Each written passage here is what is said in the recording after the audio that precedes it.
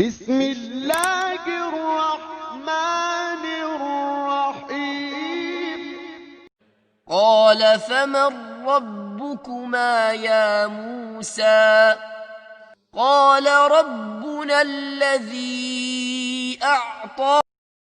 السلام عليكم ورحمة الله وبركاته. الحمد لله وكفى والصلاة والسلام على عباده الذين اصطفى أما بعد. قال الله تبارك وتعالى في القرآن العظيم والفرقان المجيد: أعوذ بالله من الشيطان الرجيم. بسم الله الرحمن الرحيم. الذين يرثون الفردوس هم فيها خالدون. صدق الله العلي العظيم. எல்லா புகழும் அல்லாஹ் ஒருவனுக்கே என்றென்றும் உரித்தாவதாக.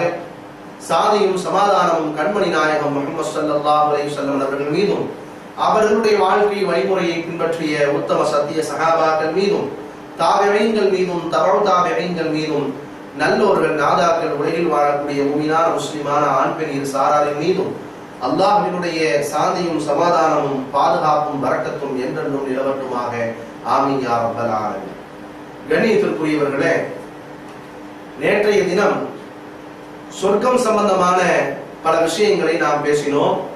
சொர்க்கம், அதிலே நமக்கு தரக்கூடிய வெகுமதிகள், சுகபோகங்கள் சம்பந்தமாக குர்ஆன் ஹதீஸினுடைய அடிப்படையில் ஆதாரத்தோடு நாம் சில விஷயங்களை பதிவு செய்தோம்.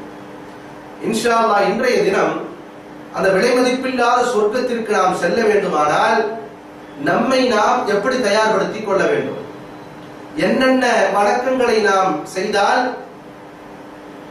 அந்த சொர்க்கத்தை அடைய முடியும் என்பது போன்ற சில விஷயங்களை குர்ஆன் ஹதீஸினுடைய ஆதாரத்தோடு இன்ஷா அல்லாஹ் நாம் பேச இருக்கிறோம். கண்ணியமிக்கவர்களே, குர்ஆனிலே அல்லாஹ்விடத்தில் இப்படி சொல்லுவான்: அல்லதீன யரிதூனல் ஃபிர்தௌஸ், அல்லதீன யரிதூனல் ஃபிர்தௌஸ் ஹும் ஃபீஹா காலிதூன். ஃபிர்தௌஸ் எனும் சொர்க்கத்திற்கு அவர்களே உரிமையாளர்கள். அல்லதீன, அத்தகையவர்களே, யரிதூனல் ஃபிர்தௌஸ், ஜன்னத்துல் ஃபிர்தௌஸ் என்ற உயர்ந்த சொர்க்கத்திற்கு வாரிசுதாரர்கள், சொந்தக்காரர்கள். ஹும் ஃபீஹா காலிதூன், அந்த சொர்க்கத்தில் அவர்கள் நிரந்தரமாக இருப்பார்கள். அத்தகையவர்கள் யாரு தெரியுமா என்று கேட்டுவிட்டு அல்லாஹ் பதிவு செய்கிறான். அதுல முதலாம் நபர் யாருன்னு சொன்னா, அல்லதீனஹும் ஃபீ ஸலாத்திஹிம் காஷிஊன், யார் உள்ளச்சத்தோடு தொழுகையை பேணி தொழுவாரோ அவருக்குத்தான் ஜன்னத்துல் ஃபிர்தௌஸ் வாஜிப் என்பதாக குர்ஆனில் அல்லாஹ் சொல்லி காட்டுவார். ஒரு மனிதர் ஜன்னத்துல் ஃபிர்தௌஸ் அடையணும்னு சொன்னா சொர்க்கத்துல நிறைய படித்தரங்கள் இருக்கு. ஜன்னத் அதன், ஜன்னத் நஈம், நிறைய படித்தரங்கள் இருக்கு. அதுல உயர்ந்த சொர்க்கம் எதுன்னு சொன்னா ஜன்னத்துல் ஃபிர்தௌஸ். பெருமானார் ஸல்லல்லாஹு அலைஹி வஸல்லம் தான் நபி தோழர்கிட்ட சொல்லுவாங்க: அருமை தோழர்களே, நீங்கள் சொர்க்கத்தை பற்றி அல்லாஹ்விடத்திலே முறையிடுவீர்களே ஆனால் யா அல்லாஹ் ஜன்னத்துல் ஃபிர்தௌஸ் என்கிற சொர்க்கத்தை தருவாயாக என்பதாக கேளுங்க. நிறைய சுகபோகங்களை உள்ளடக்கிய ஒரு உயர்ந்த சொர்க்கம், உன்னதமான சொர்க்கம். நபிமார்களும் ஷஹீதாக்கப்பட்ட சுஹதாக்களும் இருக்கக்கூடிய அந்த சொர்க்கம் எதுன்னு சொன்னா ஜன்னத்துல் ஃபிர்தௌஸ்.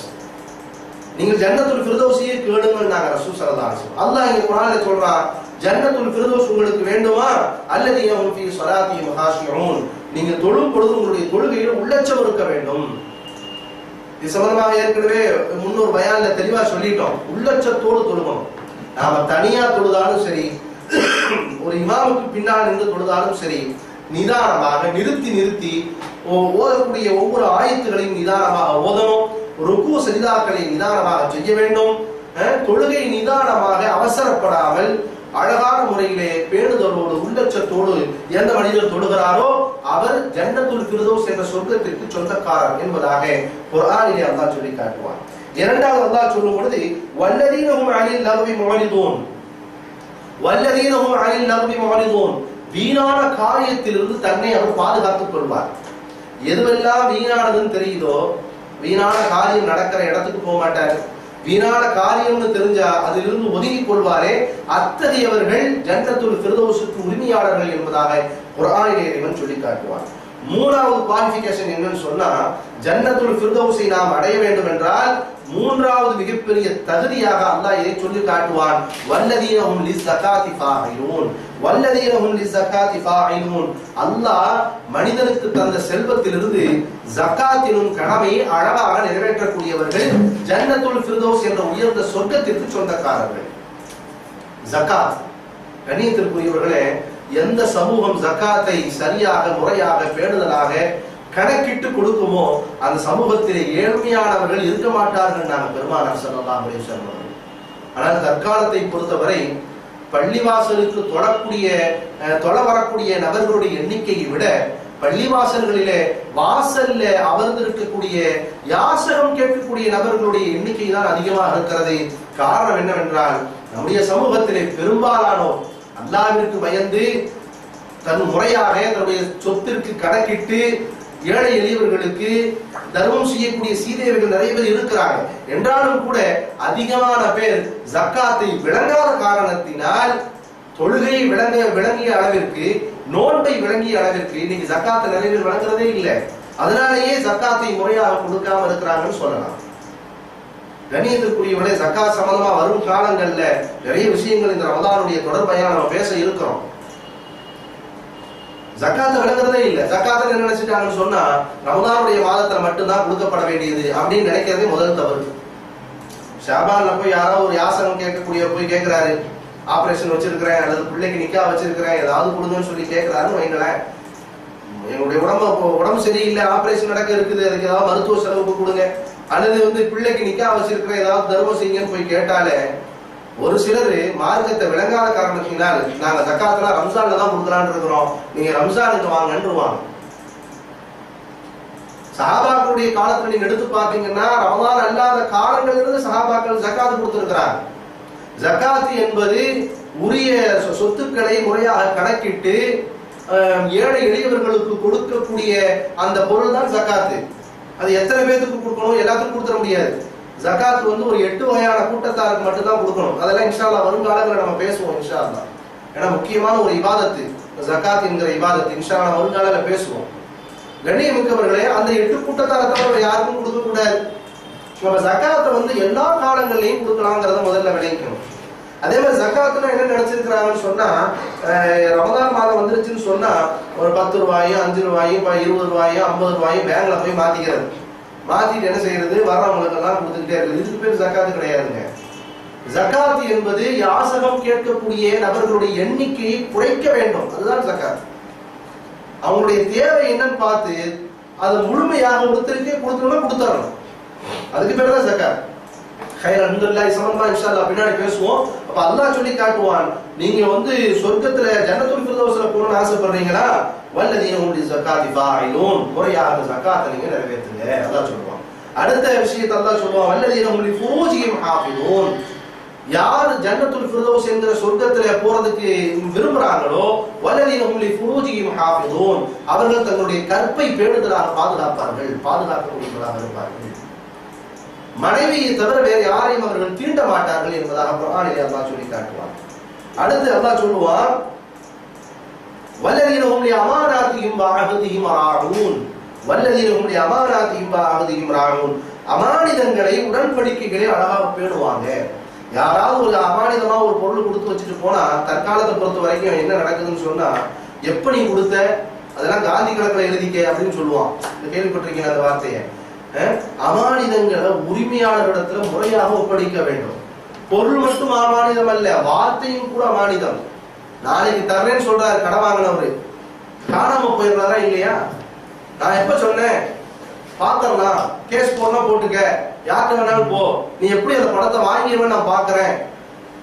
கேட்கும் பொழுது பொருளை வாங்கும் பொழுது பேணப்படுகின்ற அமானிதம் திருப்பி கொடுக்கும் பொழுது அந்த அமானிதம் காணாம போயிருந்தா இல்லையா? அல்லாஹ் பாதுகாக்க வேண்டும். கண்ணியமிக்கவர்கள், ரசூலுல்லாஹ் குர்ஆன்ல அல்லாஹ் எப்படி சொல்லி காட்டுவான், வல்லதீனஹும் லிஅமானாத்திஹிம் வஅஹதிஹிம் ராஊன், அமானிதத்தை பேணுவார்களே அவர்கள் சொர்க்கம் புகுவார்கள் ஜன்னத்துல் ஃபிர்தௌஸிலே.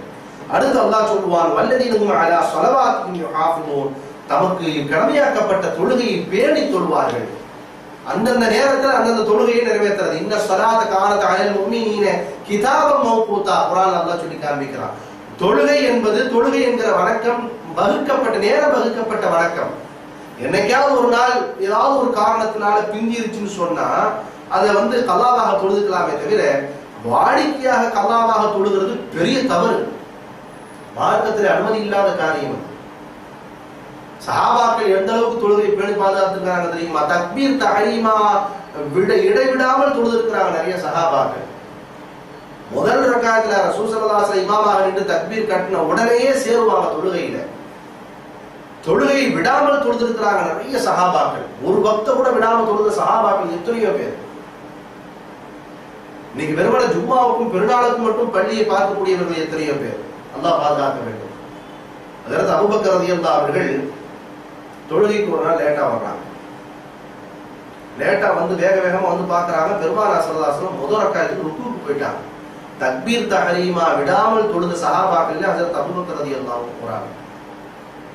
வேகமா வந்து பாக்குறாங்க. ஏதோ ஒரு சில காரணங்கள்னால தொழுகைக்கு லேட் ஆயிடுச்சு. வந்து பாக்க ருக்குவுக்கு போற நேரம் தொழுகையில வந்து சேர்ந்துட்டாங்க.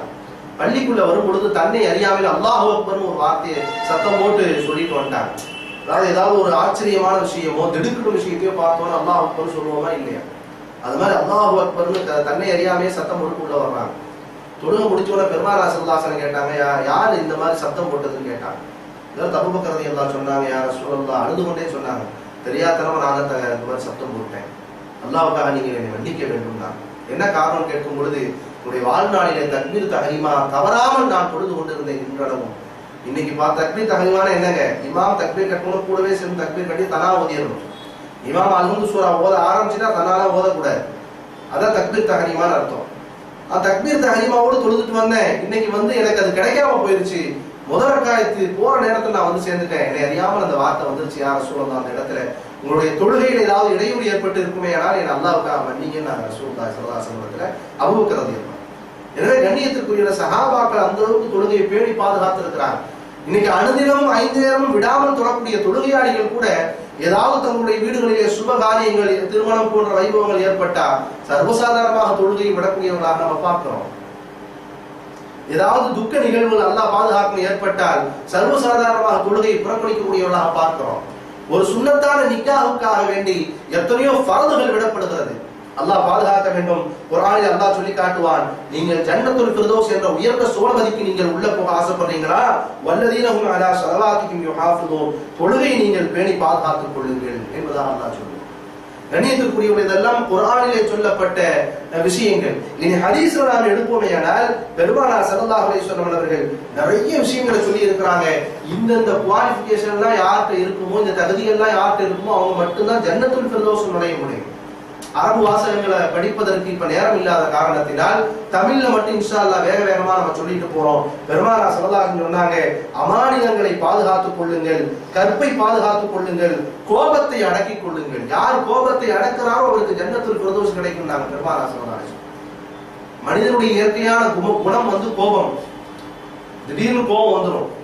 ரசூலுல்லாஹி ஸல்லல்லாஹு அலைஹி சொன்னாங்க, கோபத்தை நீங்கள் அடக்கினால் அல்லாஹ்வுடைய நேசம் கிடைக்கும். குர்ஆனில் அல்லாஹ் சொல்லி காட்டுவார், அல்லாஹ்வுடைய நேசம் உங்களுக்கு வேண்டுமா, வல் காதிபீனல் கைத வல் ஆஃபீன அனின் நாஸ்.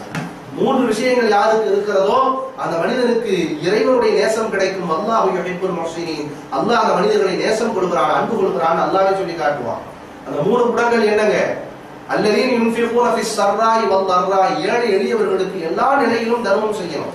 வசதி வாய்ப்புள்ள நிலையிலும் தர்மம் செய்யணும், இல்லாத நேரத்திலையும் தர்மம் செய்யணும். நமக்கே இல்லைன்னா கூட இருக்கிறத கொஞ்சத்தை கொடுத்து ஏழைகளை திருப்திப்படுத்தணும். அப்படிப்பட்ட ஒரு நிலை, அப்படிப்பட்ட ஒரு குணம் இவர்களை அல்லாஹ் நேசிக்கிறான்னு சொல்லி காட்டுவான் குர்ஆன்ல அல்லாஹ். இரண்டாவது, ஒரு காதிபீனல் கைத, கோபத்தை யார் அடக்குகிறாரோ அவர்களை அல்லாஹ் நேசம் கொடுக்கிறார்.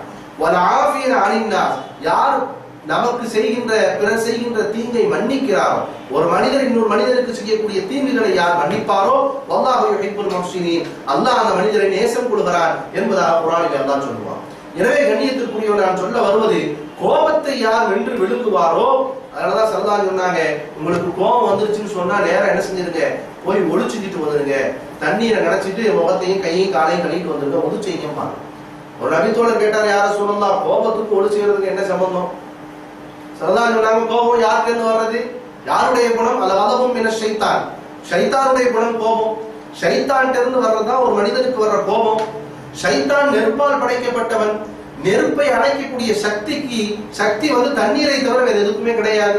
எனவே நீங்க என்ன செய்யுங்க, கோபத்துக்கும் தண்ணீருக்கும் நிறைய ஒற்றுமை இருக்கிறது. கோபம் வந்துருச்சுன்னா போய் கை கால் முகங்களை கழுவிட்டு வந்துருங்க ரசூலுல்லாஹி ஸல்லல்லாஹு அலைஹி வஸல்லம். கண்ணியமிக்கவர்களே, கோபத்தை யார் அடக்கி வாழ்வாரோ அவருக்கு ஜன்னத்துல் ஃபிர்தௌஸ் கிடைக்கும் நாங்க ரசூலுல்லாஹி ஸல்லல்லாஹு அலைஹி வஸல்லம். இதெல்லாம் வெவ்வேறு கிதாபுகள்ல, ஹதீஸ் கிதாபுகள்ல வரக்கூடிய விஷயம். அடுத்து பாத்தீங்கன்னு சொன்னா, நல்ல குணத்தோடு நீங்கள் வாழ வேண்டும். யார் நற்குணத்தோடு வாழுகிறாரோ அவரை ஜன்னத்துல் ஃபிர்தௌஸ் ஆசைப்படும் நாங்க பெருமானா ஸல்லல்லாஹு அலைஹி வஸல்லம் அவர்கள். நல்ல குணம்னு சொன்னா புன்முறுவலோடு இருப்பது, பொறுமை காத்து இருப்பது, அடுத்தவர்களுக்கு உதவி செய்யக்கூடிய குணம், இதெல்லாமே நல்ல குணங்கள் தான். ஹதீஸ்ல வருதா இல்லையா? நற்குணங்கள் மொத்தம் 100, நற்குணங்கள் மொத்தம் 100. அந்த 100 குணத்தையும் ஒன்று சேர ஒரு நபரை நான் பார்க்கிறேன், அபூபக்கரை பார்க்கிறேன் என்றார்கள் பெருமானா ஸல்லல்லாஹு அலைஹி வஸல்லம். அபூபக்கர் ரலியல்லாஹு அன்ஹு நல்ல குணங்களுக்கு சொந்தக்காரர். எனவே கண்ணியமிக்கவர்களை, நல்ல குணத்தோடு மனிதன் வாழ்வாரையானால் அவன் இலகுவாக சொர்க்கத்தை அடைய முடியும் என்பார்கள் பெருமானா ஸல்லல்லாஹு அலைஹி வஸல்லம். அடுத்து பாத்தீங்கன்னா, கணவனுடைய பொருத்தத்தோடு இறந்து போன மனைவி, வாழும் காலமெல்லாம் கணவனுடைய பொருத்தத்தோடு இறந்து போகின்ற மனைவி இலகுவாக சொர்க்கத்தை அடைய முடியும் என்றார்கள் பெருமானா ஸல்லல்லாஹு அலைஹி வஸல்லம். அடுத்து, ஒருவருக்கொருவர் சலாம் சொல்லக்கூடியவர்கள் ஜன்னத்துல் ஃபிர்தௌஸில் நுழைய வைக்கப்படுவார். சலாம் சொல்றது வேற ஒண்ணுமே இல்லை. அஸ்ஸலாமு அலைக்கும் வரஹ்மத்துல்லாஹி வபரகாத்துஹு சொல்றது இருக்குதே, அது ஒரு மனிதரை என்னங்க சொர்க்கத்திலே கொண்டு போய் சேர்க்கும்டாங்க. ஹதீஸ்ல வருதா இல்லையா? அஃஷு ஸலாம் பைனக்கும் ஃபகத் நஜா. ஒண்ணும் செய்யவேனா, ஒருத்தருக்கு ஒருத்தர் சலாம் சொல்லிக்கீங்க, அஸ்ஸலாமு அலைக்கும் வரஹ்மத்துல்லாஹி, உங்களுக்கு வெற்றி கிடைக்கும்னு அல்லாஹ் சொல்றான். வெற்றினா என்னங்க? சொர்க்கம் தான் வெற்றி. வைதா ஹய்யிதும் பிதஹிய்யத்தின் ஃபஹய்யு பிஅஹ்ஸன மின்ஹா அவ் ருத்துஹா. உங்களுக்கு யாராவது சலாம் சொன்னால் அதை விட சிறப்பான பதிலை நீங்க சொல்லுங்க. அஸ்ஸலாமு அலைக்கும் வரஹ்மத்துல்லாஹ்னு சொன்னா வஅலைக்கும் அஸ்ஸலாம் வரஹ்மத்துல்லாஹி வபரகாத்துஹு நீங்க சொல்லுங்கன்னு அல்லாஹ் குர்ஆன்ல சொல்லி காண்பிக்கிறான். எந்த ஒரு மார்க்கமும் எந்த ஒரு சமுதாயமும் சொல்லித் தரப்படாத ஒரு அருமையான ஒரு முகமனை பெருமானா ஸல்லல்லாஹு அலைஹி வஸல்லம் அவர்கள் சொல்லி காண்பிக்கிறார். எல்லா நிலைகளிலும், எல்லா வீடுகளிலும், சுபகாரியம் நடக்கக்கூடிய வீடுகளாக இருந்தாலும் சரி, துக்க நிகழ்ச்சிகள் உள்ள வீடுகளாக இருந்தாலும் சரி, எல்லா நேரங்களிலும், காலையிலும் மாலையிலும் இரவிலேயும் எல்லா நிலைகளிலும் சொல்லக்கூடிய அருமையான முகம்மன், எல்லா நேரங்களுக்கும் பொருந்தக்கூடிய அருமையான முகம்மன் அஸ்ஸலாமு அலைக்கும் வரஹ்மத்துல்லாஹ். ஸல்லல்லாஹு சொன்னாங்க, நீங்க இதை அடிக்கடி சொல்லிக்கிட்டே வாங்க. சலாம் சொல்லும் பொழுது முந்தி சொல்லிக் கொள்ளுங்கள். நிறைய சஹாபாக்கள் அறிவிக்கிறாங்க, பெருமானாரை பார்த்தோன்னு நாங்க உடனே சலாம் சொல்லிடணும் நினைப்போம். நினைக்கிறதுக்குள்ள ரசூலுல்லாஹ் முந்திக்கு சலாம் சொல்லிடுவாங்க. நாங்க பதில் தான் அநேகமான நேரத்தில் சொல்லி இருக்கிறோம் சஹாபாக்கள் சொல்றாங்க. ஆனா இன்னைக்கு சில நேரங்கள்ல பார்த்தா முதல்ல அவரு சொல்லட்டும். எப்படிங்க?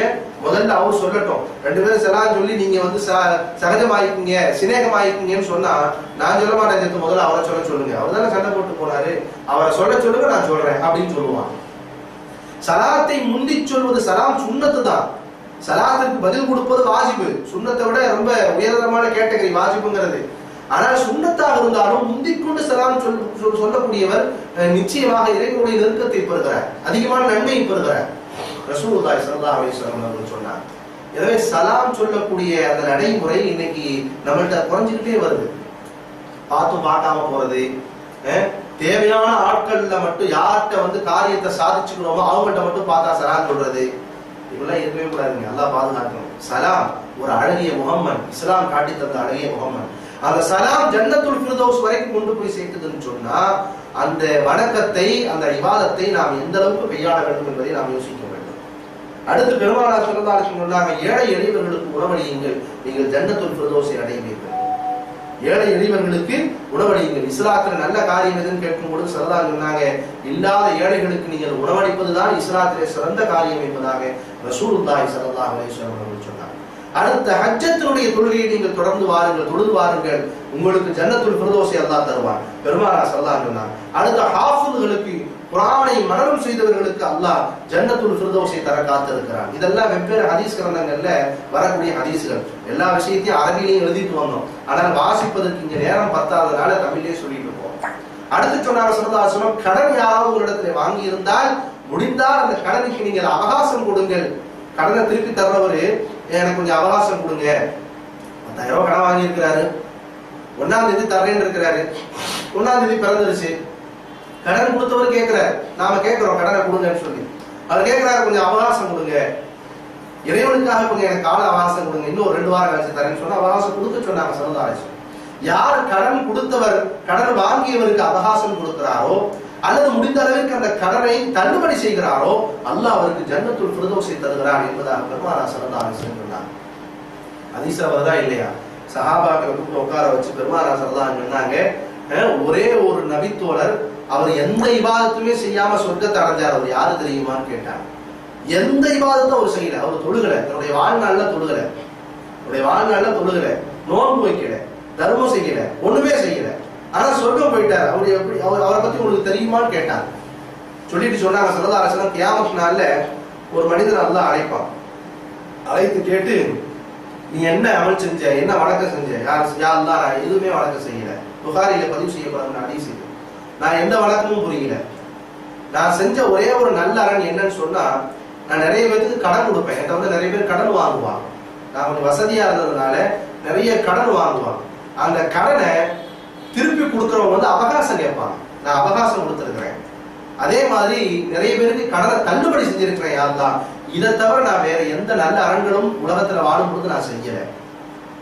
அப்ப அல்லாஹ் சொல்லுவானா, நீ எப்படி பிறருக்கு கடனை தள்ளுபடி செஞ்சியோ அதே மாதிரி நீ செஞ்ச பாவங்களை நான் தள்ளுபடி செஞ்சுட்டேன், நீ சொர்க்கத்துக்கு போ என்பதாக அல்லாஹ் அந்த மனிதனை சொர்க்கத்திற்கு அனுப்புவான் என்பார்கள் பெருமானார் ஸல்லல்லாஹு அலைஹி வஸல்லம். கண்ணியத்திற்குரியவர்களே, இந்த காரியங்களை சின்ன சின்ன காரியங்கள் நினைச்சிடக்கூடாது. அல்லாஹ்வினால் விரும்பக்கூடிய காரியம் இந்த காரியங்கள் எல்லாம். இதை நம்முடைய வாழ்நாள்ல இன்ஷா அல்லாஹ் எடுத்து நடக்கும். அடுத்து சுஹதாக்கள், இறைவனுக்காக வேண்டிய உயிர் நிற்கக்கூடிய ஷஹீதுகளுக்கு ஜன்னத்துல் ஃபிர்தௌஸ் கிடைக்கும் என்பார்கள் ரசூலுல்லாஹி ஸல்லல்லாஹு அலைஹி வஸல்லம். எனவே கண்ணியத்திற்குரியவர்களே, இது போன்ற அல்லாஹ்வும் ரசூலும் எந்தெந்த காரியங்களை செய்தால் இலகுவாக சுவனம் கிடைக்கும் என்று வாக்குறுதி அளித்திருக்கிறார்களோ அந்த காரியங்களை நாம் அதிகமாக செய்ய வேண்டும். அது மட்டும் அல்லாது இந்த ரமலானுடைய காலங்களிலே நாம் செய்த எல்லா இபாதத்துகளையும் யா அல்லாஹ் நீ ஏற்றுக்கொள்வாயாக என்பதாக அல்லாஹ்விடத்தில் துஆ செய்ய வேண்டும். நிறைய காரியங்கள், நல்ல காரியங்கள் செய்யறோம். நல்ல காரியங்கள் செஞ்சுட்டு அப்படியே விட்டுறக்கூடாது. அல்லாஹ் இடத்துல யா அல்லாஹ் நான் செய்த காரியம் உனக்காக வேண்டி ஜன்னத்துல் ஃபிர்தௌஸை அடைய வேண்டும் என்கிற ஆசையோடு செய்யப்பட்ட காரியம் இது, ஏற்றுக்கொள்வாயாக என்பதாக அல்லாஹ் இடத்துல நாம் கையில் துஆ செய்ய வேண்டும். பொதுவாக நபிமார்களுடைய வழக்கம் என்னவென்றால், எந்த ஒரு வணக்கத்தை செய்தாலும், நபிமார்களுடைய வழக்கம் இதுதான், எந்த ஒரு வணக்கத்தை செய்தாலும் உடனுக்குடனே அல்லாஹ் இடத்துல கையேந்தி யா அல்லாஹ் இதை நீ ஏற்றுக்கொள்வாயாக என்பதாக கையேந்தி துஆ செய்வாங்க. குர்ஆன்ல அல்லாஹ் சொல்லி காண்பிப்பான், வயது யர்ஃபஉ இப்ராஹீமுல் கவாயித மினல் பைத்தி வ இஸ்மாயில். இப்ராஹிம் அலைஹிஸ்ஸலாமும் தன்னுடைய மகனார் இஸ்மாயில் அலைஹிஸ்ஸலாமும் காபத்துல்லாவை கட்டினார். நமக்கெல்லாம் தெரியும், காபாவை கட்டினது, புதுப்பிச்சது, புனரமைப்பு செய்தது யாருன்னு சொன்னா இப்ராஹிம் அலைஹிஸ்ஸலாமும் இஸ்மாயில் அலைஹிஸ்ஸலாமும் தான். கட்டி முடிச்ச உடனே அல்லாஹ் இடத்துல என்ன சொன்னாங்க தெரியுமா? அடுத்த வார்த்தை அல்லாஹ் சொல்லுவான், கட்டி முடிச்ச உடனே இப்ராஹிம் அலைஹிஸ்ஸலாம் கேட்கிறாங்க, ரப்பனா தகப்பல் மின்னா, இது உனக்காக கட்டியது யா அல்லாஹ், நீ ஏற்றுக்கொள்வாயாக. அவ எந்த வணக்கத்தை செய்தாலும் சரி, எந்த இபாதத்தை நாம் செய்தாலும் சரி, யா அல்லாஹ் இது உனக்காக செய்யப்பட்டது, ஏற்றுக்கொள்வாயாக என்பதாக அல்லாஹ்விடத்தில் நாம் கேட்க வேண்டும் என்பது நபிமார்களுடைய வழக்கத்தில் நமக்கு கற்றுக் கொடுக்கப்படுகிறது. எனவே கண்ணியத்திற்குரியவர்களே, ரமலானுடைய காலங்களிலே ஒரு சபதம் எடுப்போம். மேல் சொன்ன எல்லா காரியங்களும் இனிமேலுடைய வாழ்நாளிலே நாம் தொடர்ந்து கடைபிடிப்பேன் என்பதாக நாம் சபதம் எடுப்போம். அல்லாஹ்விடத்தில் நாம் அதிகமாக ஜன்னத்துல் ஃபிர்தௌஸை மன்றாடுவோம். வல்ல அல்லாஹ் எல்லோருக்கும் ஜன்னத்துல் ஃபிர்தௌஸை வாஜிபாக்கி தருவானாக. எதை சொன்னோமோ, எதை கேட்டோமோ அதன்படி அமல் செய்வதற்குண்டான பாக்கியத்தை எல்லோருக்கும் நசீபாக்கி தருவானாக. நாம் வைக்கக்கூடிய நோன்புகளையும், நாம் செய்யக்கூடிய தர்மங்களையும், இரவில் நாம் நின்று வணங்கக்கூடிய வணக்கங்களையும், இன்னென்ற எல்லா வணக்கங்களையும் அல்லாஹ் முழுமையாக கபூல் செய்வானாக. ஜன்னத்துல் ஃபிர்தௌஸை அல்லாஹ் எல்லோருக்கும் வாஜிபாக்கி தருவானாக. லைலத்துல் கத்ருடைய இரவை அடைந்து அமல் செய்வதற்குண்டான பாக்கியத்தையும், பெருநாளை கொண்டாடக்கூடிய பாக்கியத்தையும் எல்லோருக்கும் அல்லாஹ் நசீபாக்கி தருவானாக. வ ஆகிரு தஅவானா அனில் ஹம்துலில்லாஹி ரப்பில் ஆலமீன். அஸ்ஸலாமு அலைக்கும் வ ரஹ்மத்துல்லாஹி